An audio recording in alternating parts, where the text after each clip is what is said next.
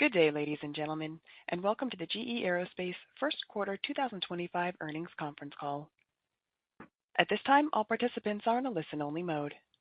My name is Liz, and I will be your conference coordinator today. If you experience issues with the webcast slides refreshing or there appears to be delays in the slide advancement, please hit F5 on your keyboard to refresh. As a reminder, this conference is being recorded. I would now like to turn the program over to your host for today's conference, Blair Shore from the GE Aerospace Investor Relations team. Please proceed. Thanks, Liz. Welcome to GE Aerospace's First Quarter 2025 Earnings Call.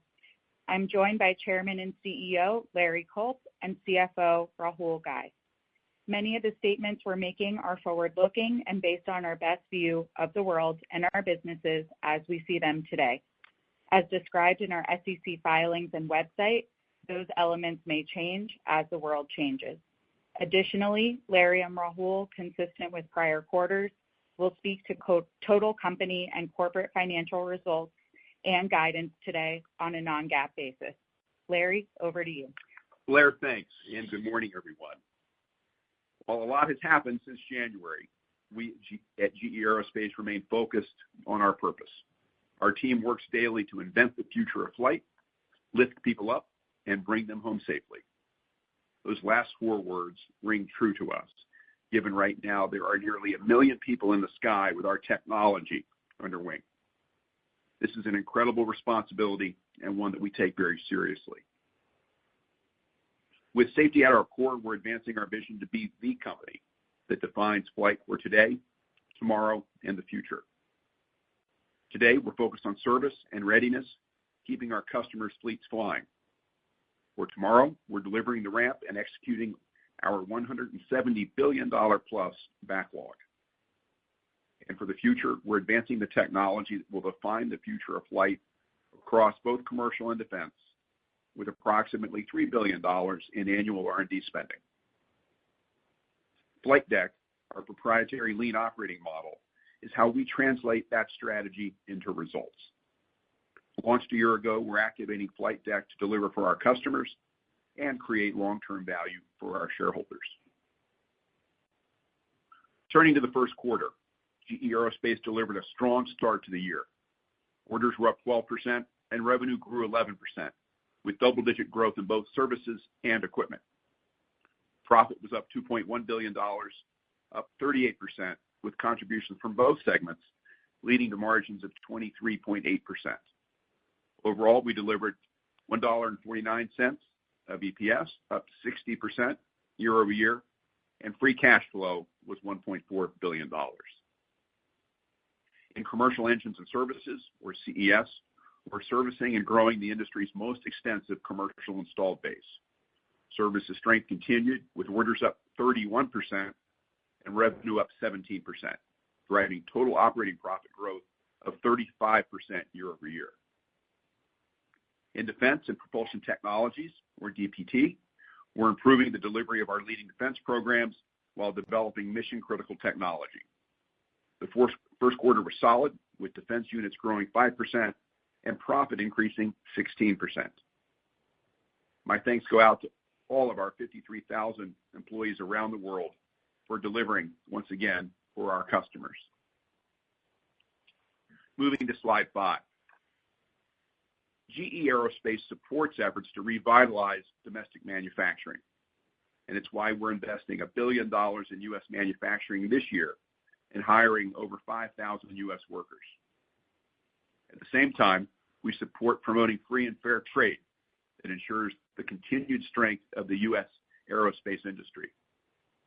Our industry has a nearly $75 billion trade surplus, the highest trade balance of any sector, and exports more than $135 billion of products each year.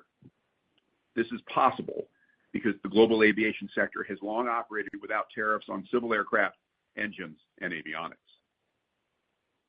As the U.S. administration engages in discussions with its trade partners, we'll continue to advocate for an approach that reestablishes zero-for-zero tariffs in the aviation sector and ensures a level playing field for the U.S. aerospace industry.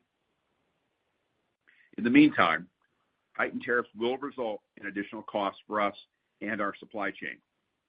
We're leveraging available programs the administration is providing businesses, such as duty drawbacks, along with other strategies to optimize our operations, like expanding foreign trade zones.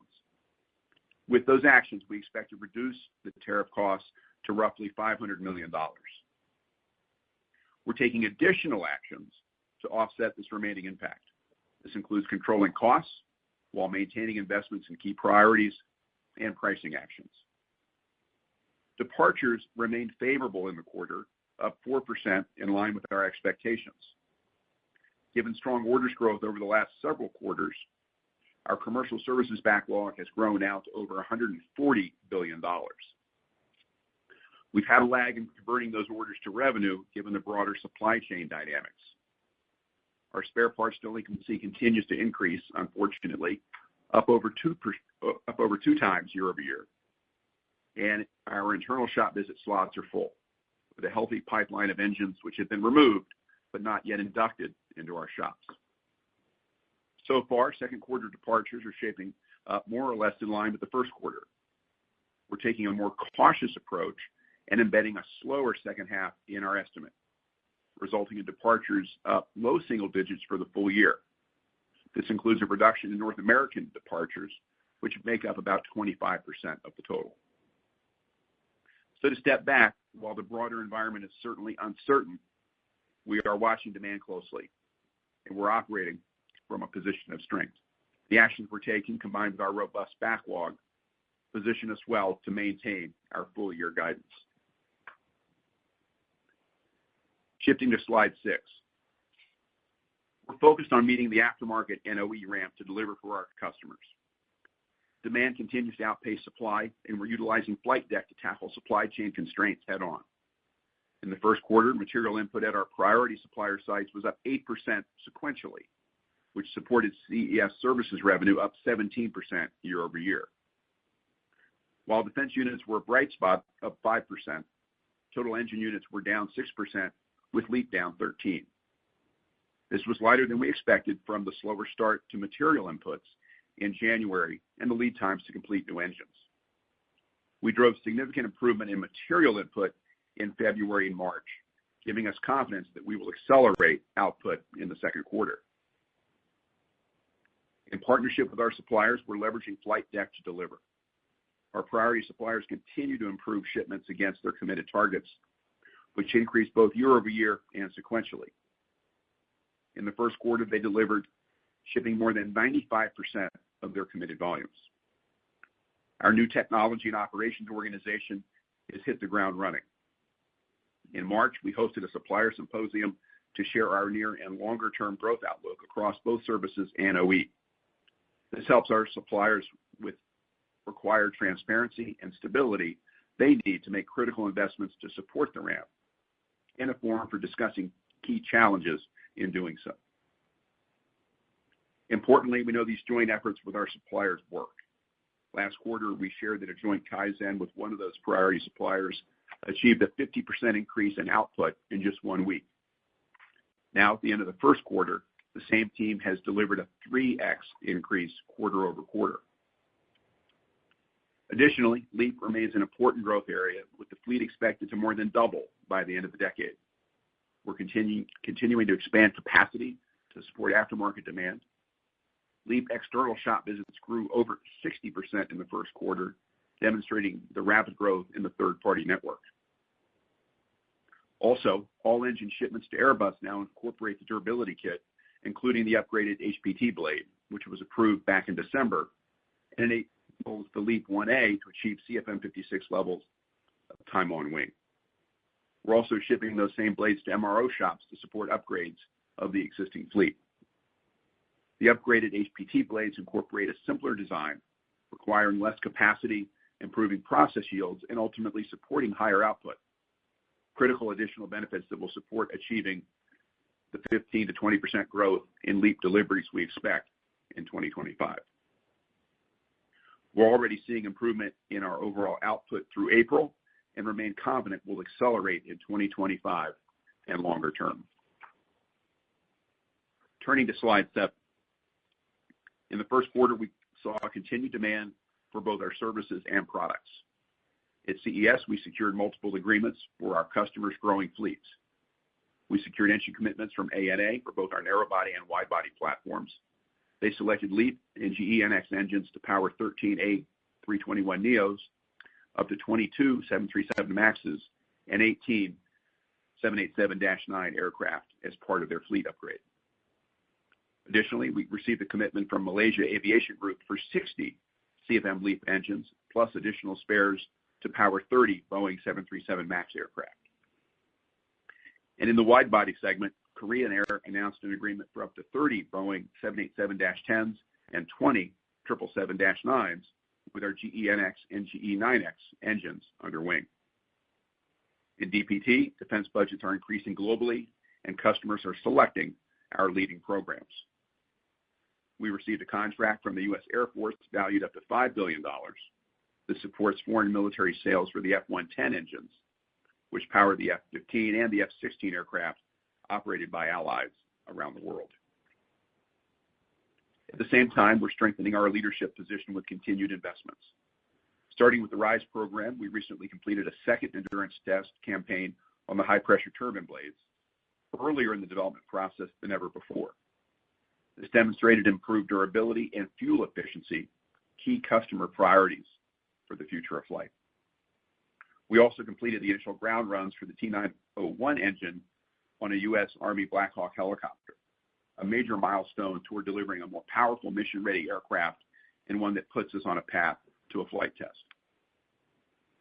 Finally, we successfully completed the detailed design review for the XA102 adaptive cycle engine, working toward production of a full-scale model. This is a critical milestone supporting the U.S. Air Force's next-generation adaptive propulsion program. We were also pleased to see President Trump's award of the F-47 and the administration's commitment to advance this important program. Our progress on advanced engines position us well with the administration's efforts to maintain military air superiority. So overall, we're focused on executing our sizable backlog while investing in the technology building blocks that will define the future of flight. Rahul, over to you. Thank you, Larry. Good morning, everyone. We started out 2025 with a strong first quarter, marked by significant top line and EPS growth. Orders were up 12%, and revenue was up 11%, both led by commercial services. Profit was $2.1 billion, up $600 million or 38%, driven by services volume, favorable mix, and price. Margin expanded 460 basis points to 23.8%. EPS of $1.49 was up 60% from profit growth, a favorable tax rate, and a lower share count from buyback actions. Free cash flow was $1.4 billion, down 14% and in line with our expectations. Working capital was a source, primarily from contract assets. Inventory increased to prepare for higher output and to tackle ongoing material availability challenges. This was partially offset by payables. Given our operational and financial strength, we continue to expect to deploy over $8 billion of cash to shareholders in 2025 through dividends and buybacks. We remain well-positioned to drive significant shareholder returns while continuing to invest in growth, innovation, and focused M&A. Looking closer at our businesses, starting with CES. In the quarter, orders were up 15%, with services up 31%, while equipment was down 13% given a tough compare. Revenue was up 14%, led by services up 17%. Spare parts revenue was up more than 20% from higher volume and price. Internal shop visit revenue grew 11% from higher shop visit output, increased work scopes, and wide-body mix. Equipment grew 9%, with favorable customer mix and price offsetting unit deliveries that were down 9%. While still elevated, the spare engine ratio stepped down sequentially, in line with expectations, and the LEAP life of program spare engine ratio remains in low double digits. Profit was $1.9 billion, up 35% from services volume, mix, and price.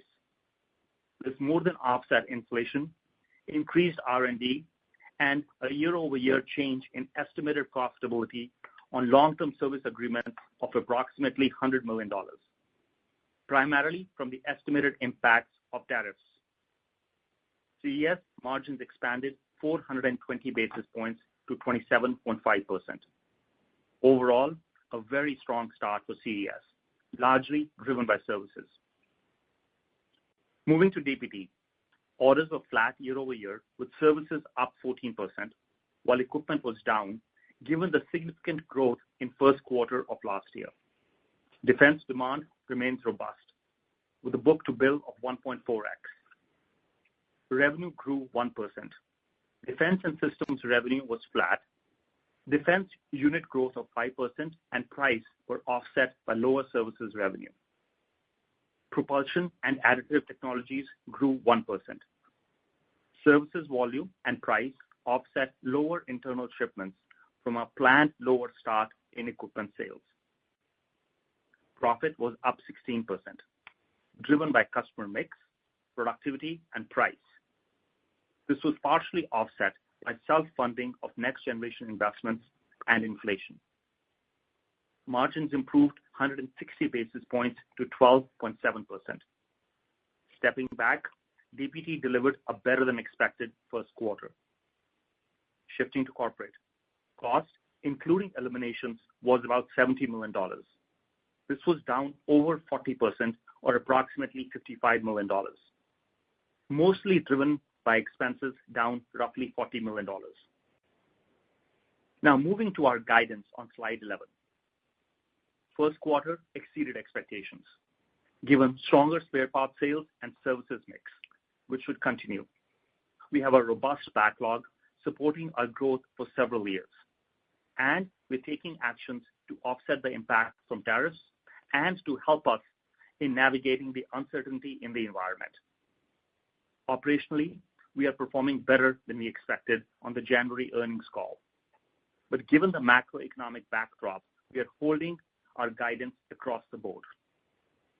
Therefore, we continue to expect low double-digit revenue growth, profit of $7.8 to $8.2 billion, EPS of $5.10 to $5.45, and free cash flow of $6.3 to $6.8 billion. We're also maintaining our segment guidance. Unpacking the moving pieces, we have included the following in our guidance. Recognizing the dynamic background, we are preparing for tariffs that could persist through year-end, with 10% tariffs remaining in place and then reciprocal tariffs resuming after the 90-day pause. As Larry mentioned, we expect roughly $500 million of cost after our operational actions to minimize the tariff impact. From there, we expect to primarily mitigate this remaining $500 million through SG&A cost controls and price increases. We are maintaining our R&D spend for the year. Regarding the macro environment, given the ongoing uncertainty in the second half, we are adjusting some of our full-year expectations. We now expect low single-digit full-year departure growth, down from mid-single digits in January. Given the tariffs in place, we reduced spare parts and spare engine sales for the year to that region. This demand is not foregone, as our customers in China still have needs for services and spare engines, but they may be delayed. We are maintaining our full-year spare parts guidance for low double-digit growth, given the stronger start to the year and nearly 90% of spare parts in backlog for second quarter. We expect minimal impact on internal shop visit revenue, which represents roughly 60% of our total services revenue, given our backlog, pent-up demand, and limited risk to shop visits pushing out. Overall, we continue to expect low double-digit to mid-teens services growth. We have not factored in a slowdown in airframer delivery schedules, further tariff escalation, or a global recession into our guidance. we remain confident in our ability to deliver another year of strong results. With that, Larry, I'll turn it back to you. Rahul, thank you. We're encouraged by our strong start, which combined with the actions we're taking puts us well on our way to achieving our full-year guide. CES is on track for another year of significant growth, and we expect continued solid performance at DPT. GE Aerospace has sustained competitive advantages. We have a diversified fleet of preferred platforms across the narrow-body, wide-body, and defense sectors. At the core of everything we do is safety, quality, delivery, and cost, always in that order. Our services and technology offer industry-leading operational reliability, including greater efficiency, extended time on wing, and faster turnaround times.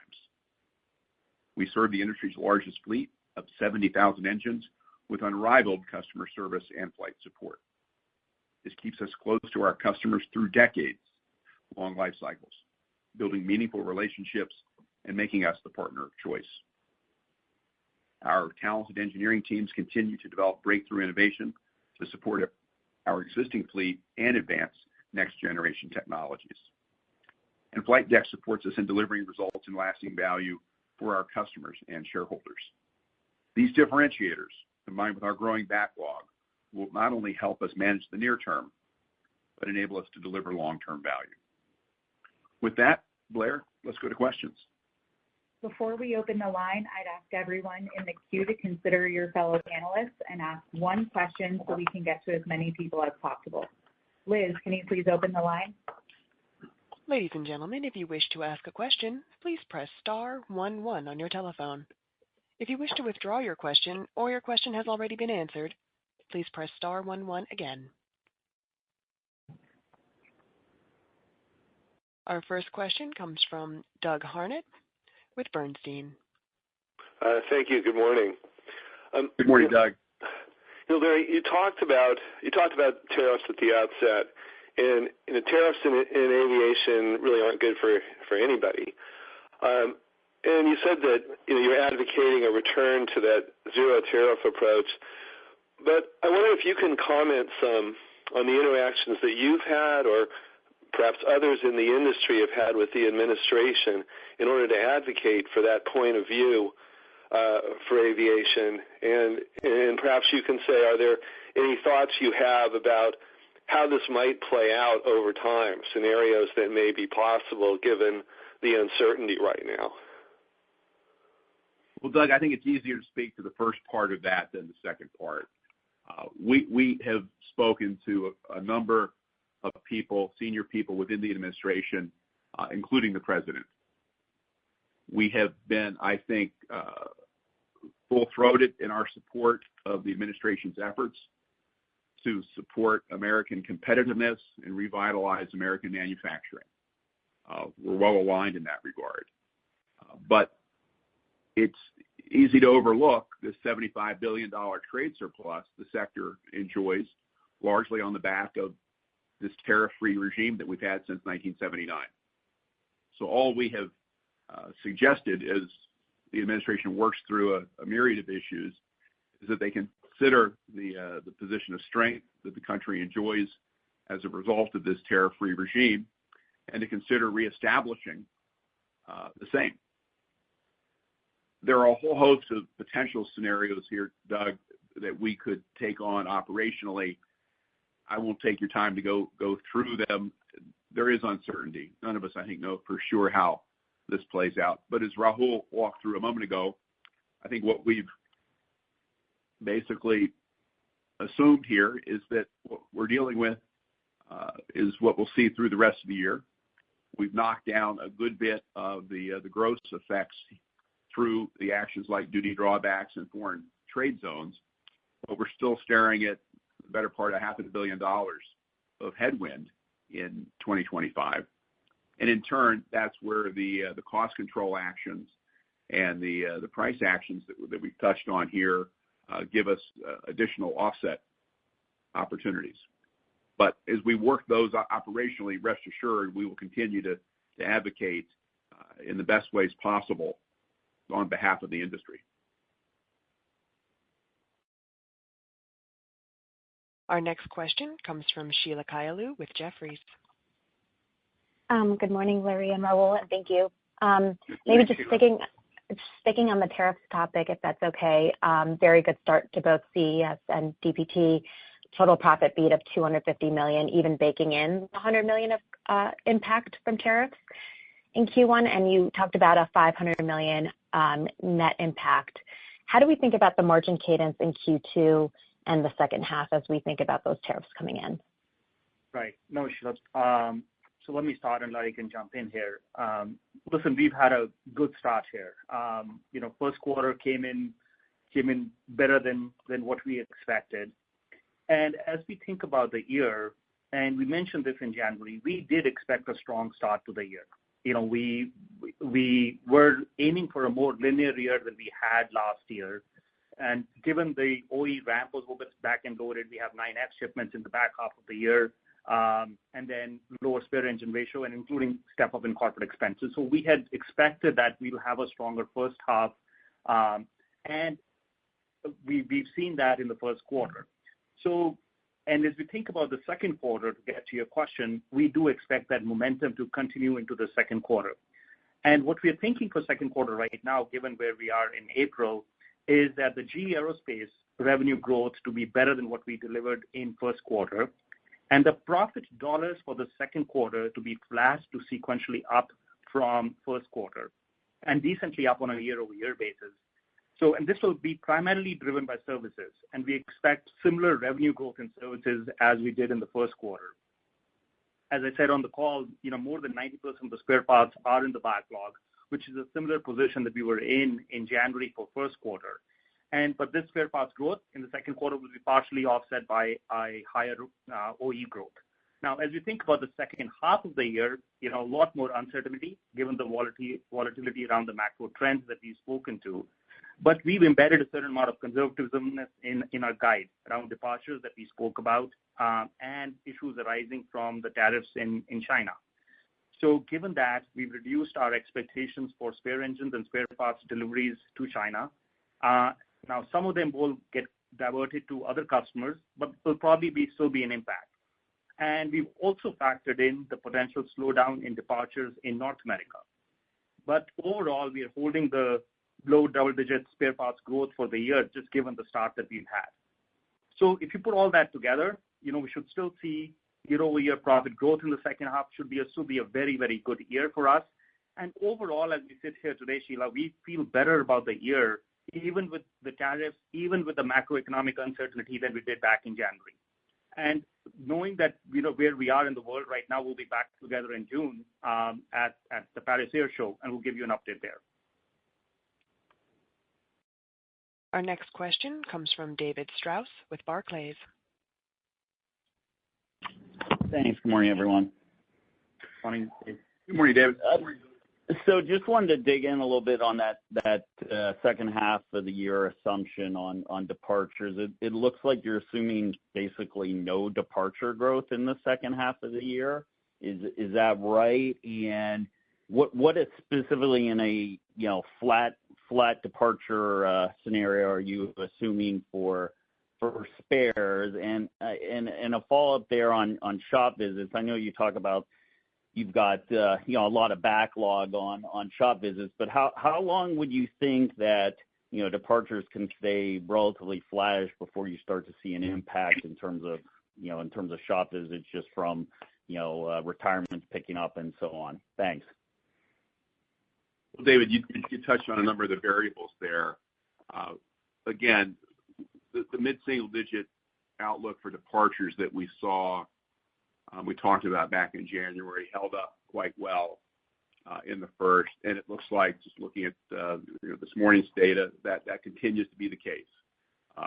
We often, I think, maybe over-index on the dynamics in the U.S. market. We know there's some cross-border traffic softening, Canada to the U.S., even Europe to the U.S. But broadly, when you look around the world, departures are holding up pretty well. Rahul, I used the word conservatism earlier.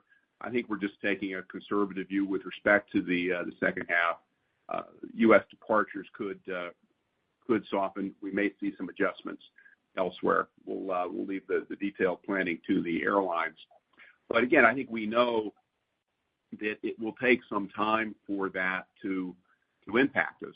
Not that we will be immune for the calendar year, but when you look at past downturns, it has taken 2, 3, 4 quarters, sometimes longer, for that departure slowdown to really impact our activities.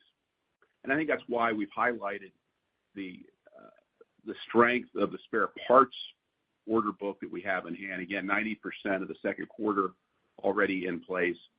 And with the engines that are off wing, either in our shops today, waiting to come in the shop, or waiting to be delivered to us, that would take us well into the fall. So we don't like the fact that we've got such delinquencies in place. We want to serve our customers better, but it does, I think, support the underlying strength of the backlog and the delinquency as we look at our opportunities to execute and deliver through the rest of this calendar year. But again, there's uncertainty here. We're taking what we think is a cautious view, and we'll be watching it very, very closely. Our next question comes from Gautam Khanna with TD Cowen. Yeah, good morning, guys. Morning, Gautam. Good morning. I was wondering if you could elaborate on your pricing strategy and how it might differ from normal years. Are you going to wait till kind of mid-year to enact spare price increases? What's different as you approach pricing to offset the tariffs this year? So, Gautam, we are doing this. There are 2 pieces to this. We will do our typical kind of catalog price increases that we do, late in the summer. Again, our thinking around that has not changed. We are still aiming for that mid to high single-digit price increases on our spare parts kind of later that summer, which is consistent with where we were in January. So that expectation has not changed. Now, that typically translates into kind of mid-single-digit at the overall services level for us, after sharing with the revenue share partners and everything else. The pricing benefit on the remaining service contract is lower than what we see on the spare parts, as you know. But overall, I think that expectation has not changed. I think what we alluded to on the tariffs was a temporary surcharge for recovering the cost that we are feeling right now. Now, we're trying to offset that with all the things that Larry spoke about even a minute ago to Doug's question. So we're trying to manage through that. And then we're going to take some SG&A cost control actions, and whatever's left, we'll share that in some way, shape, or form to a tariff surcharge. And hopefully it's not a permanent thing, and we can take those away as soon as the tariffs end. So that's our thinking right now. Our next question comes from Ken Herbert with RBC Capital Markets. Yeah, hi. Good morning, everybody. Good morning, Ken. Hey, Larry or Rahul, I just wanted to see, in the first quarter, really strong spare parts purchasing. Can you comment if you expected or saw any pre-buys there, specifically in China or elsewhere, perhaps maybe ahead of the tariffs or other factors? And as part of that over 20% growth, can you give any granularity on maybe wide-body versus narrow-body dynamics, or specifically LEAP versus CFM56? So, Ken, no pre-buys. I mean, typically we don't see that in January. I think we kind of knew that. I think as we go back to the first quarter earnings call, we said 90% was in the backlog. And we are sitting in a similar situation here in the second quarter, as we said a couple of times here. So no pre-buys. I think the departures were up 4%. They're hanging in there. We're up 4% in the first quarter. They're hanging in at that level even in the second quarter through April and through the forward schedules that we are seeing in May. So, so clearly that trend is continuing. So no pre-buys. Now, in terms of the wide body, narrow body, and on LEAP versus CFM56, obviously LEAP is growing faster, right? We expected more than 30% shop visit growth on LEAP. And within that 30% shop visit growth, the external channel, we expect the external channel to be this year to be about 15% of our total shop visit revenue versus kind of 10% last year. So within that, you can see the external channel beginning to pick up, and that is driving the LEAP spare parts revenue growth. For CFM56, we continue to expect kind of mid-single-digit shop visit growth, which will drive the CFM56 revenue. So LEAP is clearly going faster here than CFM56 on a percentage basis. But narrow body, wide body, I think that obviously LEAP is driving a little bit higher percentage growth, but we're seeing good growth even on the wide body side, especially as G90 and NX get into heavier work scopes. Our next question comes from Miles Walton with Wolfe Research. Thanks. Good morning. Rahul, maybe for you, the equipment gross margins in the quarter, it's another quarter of positive gross margins, I think 12%, even better than the 8% you had last quarter, despite a lower spare engine ratio. I'm just curious, is there anything structural going on with respect to the razor blade model and making money maybe on new equipment, or is there something else under the surface you could give some color to? Yeah. So, Miles, a couple of things there. One, the number that you have is obviously at the total GE Aerospace level versus CES. So just keep that at the back of your mind. And as you saw, defense, we did say higher revenue growth. I mean, the units were up 5% in defense. So that helps. The defense business does contribute to that margin profile because those units are profitable. Now, within CES, our OE volume was a little bit lower, and as you saw, the spare engine ratio did come down sequentially, but was still elevated, and that'll keep coming down as the year progresses, but in line with what we had projected at the beginning of the year. So nothing abnormal there, and really no change, broadly speaking, to the razor blade model. Now, wide bodies are obviously, those platforms are now profitable for the OE business. So that is helping here as well. Our next question comes from Noah Poponak with Goldman Sachs. Hey, good morning, everyone. Hey, Noah, good morning. A few questions on cash flow and its deployment. To what extent was the quarter ahead of the free cash plan? And if it was, how much of that is pure outperformance versus quarterly timing? And then I wanted to ask on the duty drawback, how long does it take to recover? And what does that mean for cash flow? And then in terms of its deployment, how does the current environment change your thinking in terms of being more aggressive or more conservative on capital deployment? Well, maybe we could take those in reverse order, Noah. I think, as Rahul said in our prepared remarks, we continue to think that in 25 we'll have more than $8 billion of total returns between the dividend and the buyback at 7. As you would appreciate, given the comments this morning and the conviction we have about the outlook, we'll be thoughtful, we'll be opportunistic. We do have, I think it's close to $3 billion of remaining authorization in the buyback once that $7 billion that we planned for this year has been utilized. So we've got some latitude, some flexibility in that regard. With respect to the duty drawback, normal course, we would see that cycle somewhere, call it 4 or 5 months. We'll see how things play out in this environment, but that'd be a good planning assumption.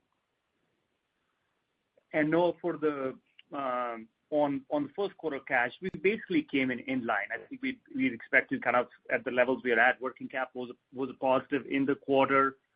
You saw the inventory build that we had. It was down a little bit year over year, just given the timing of cash tax payments and some of the employee liabilities that we had. But again, nothing unusual or unexpected.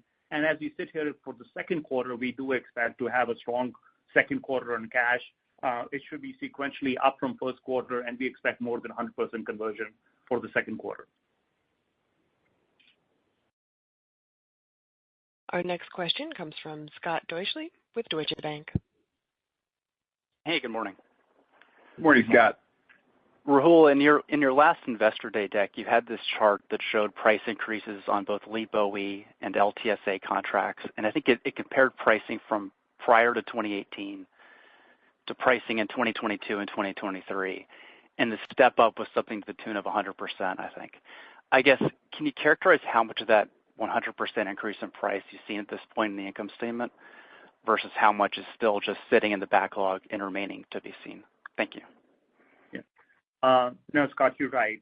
So let me take that in two pieces. One, I think you're right. The shop visit prices are going up, and that's just basically the end of launch period pricing, right? I mean, we obviously, as we were in the 2019 to 2021 timeframe, it was a very different time period. We were in that initial stages of launch. As we've come out of that, the LEAP shop visit pricing has gone up since then. And but as we think about that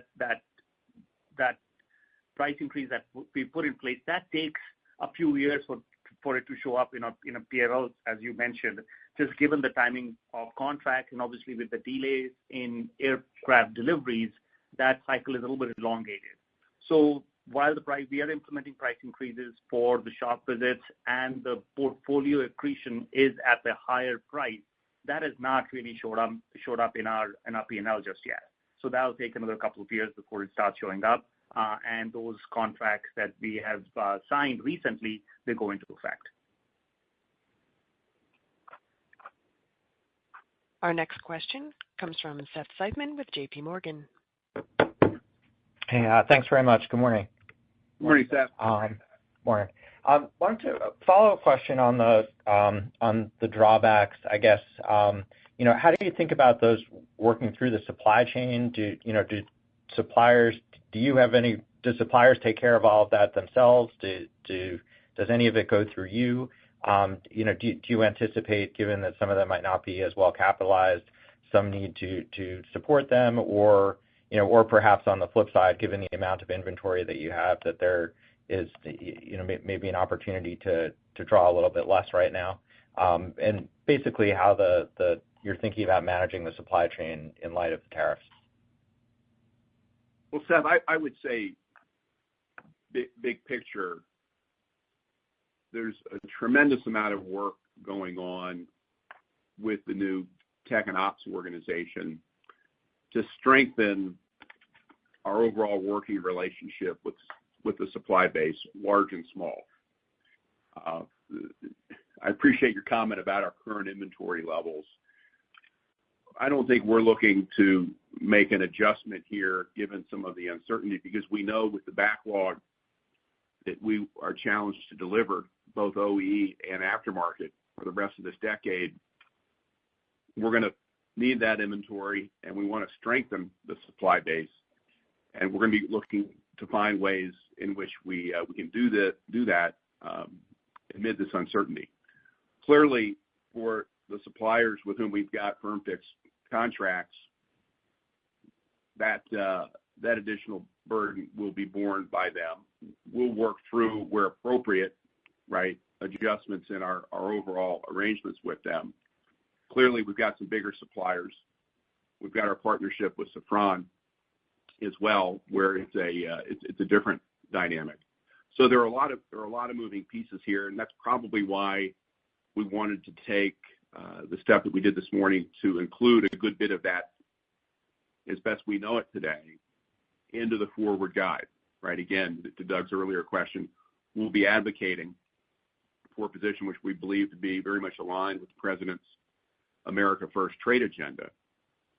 But to the extent that things don't change, to the extent that the reciprocal tariffs kick in the back half, we want to make sure we're ready, hand in hand with our suppliers, large and small, in addition to taking the cost and price actions that we referenced.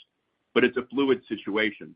I think that's part of what I suspect we'll be talking about through the course of the spring and summer here, not the least of which is at Paris, as we work our way through this along with everybody else. So just to add maybe 2 points to what Larry said. One, we've learned a lot here, right, over the last month or so since we started working the offsetting actions and understanding what programs are there that we can utilize to offset the gross impact.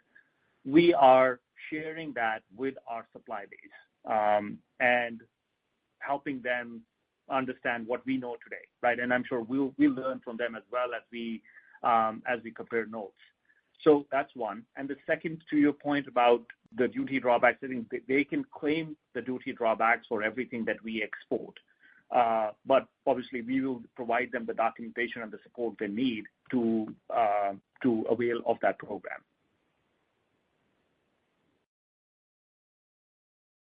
Our next question comes from Jason Gursky with Citi. Hey, good morning, everybody. Good morning, Jason. Good morning. I just wanted to ask a bigger picture question on the defense side of things. We've seen, kind of a flurry of executive orders come out of the White House, and most recently, we got one related to the potential to rewrite federal acquisition regulation. So I just wanted to get a sense from you all on, what impact that might have on the industrial base. The administration seems to be pitching this as quote unquote kind of cutting red tape and speeding up the acquisition process. But I'm wondering if that's always a good thing, or are there going to be some unintended consequences that we should be on the lookout for as we look at this kind of rewrite of FAR? Yeah. So Jason, I don't know if we know exactly what's on your mind, but the couple that I'm aware of or we are aware of here, and we could take it offline if that doesn't get to your question, which is, I think that there are two pieces. One is the FMS reform to support and deliver more efficiently and effectively our export to our allies. And we at GE Aerospace are fortunate to be in a position where we have several highly capable programs that have a lot of international demand, whether it's Black Hawks, Apaches, F-16s, and soon to be exported the F-15EX. So all these improvements allow us to get our products in the hands of our allies, and that's a really welcome improvement. So we appreciate everything that's done, and that'll help support our growth, but also that of the broader industry.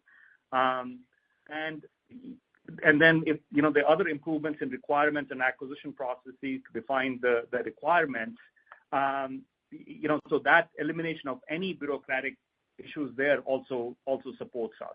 So and then a few other things that are about loss programs and all that. Now again, we don't have a ton of that in our portfolio, so that does not directly impact us. But again, I think holding the industry accountable for its performance is not a bad thing.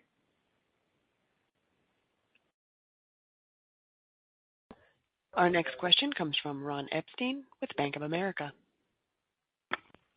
Hey, good morning, guys. Maybe a little different angle on the tariff question.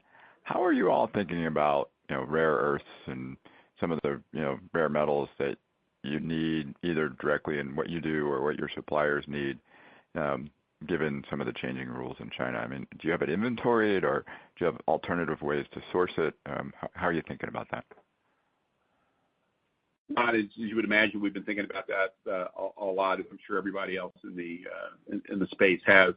But between alternate sources and inventory positions, both our own and with our supplier partners, we don't currently see any real issues here. There's some things that we'll continue to work through. We'll see how this is resolved from a trade negotiation perspective, but that's not high on our worry list at the moment. Our next question comes from Scott Mikus with Melius Research. Morning. Morning, Scott. Hey, Larry. I just wanted to ask a quick question on the pricing dynamic. So pricing in the aftermarket has been very healthy the past several years, but now airlines are seeing softening demand for travel. The departures at least seem to be holding up for now.